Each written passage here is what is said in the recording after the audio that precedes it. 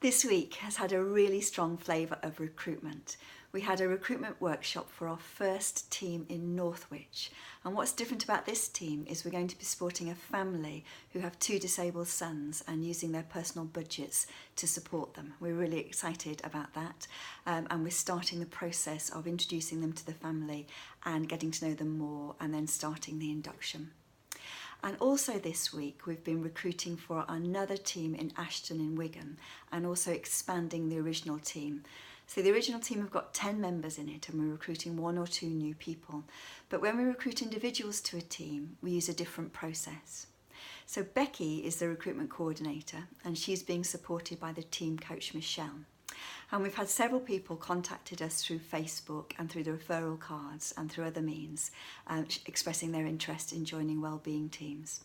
And the first thing that happens is that Becky has a conversation with them and explains the process.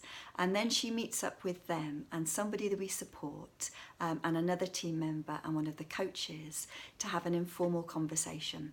And we use the scenario cards and the values cards that we use in the big group recruitment.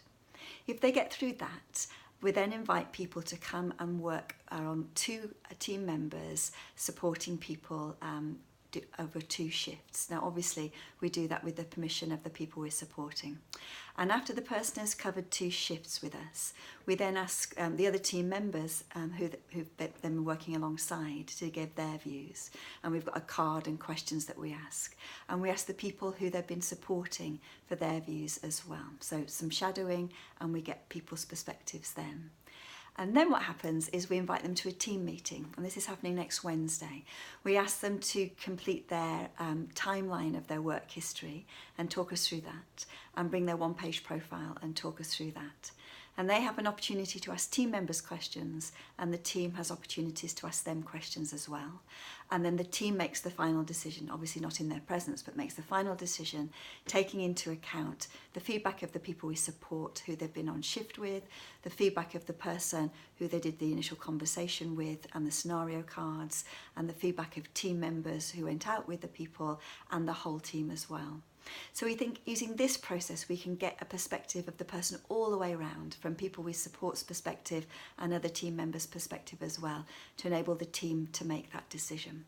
So we're excited to see how that's going to work on Wednesday as a way of expanding our current team, and we've got a full recruitment workshop in a couple of weeks' time to set up the next team in Ashton.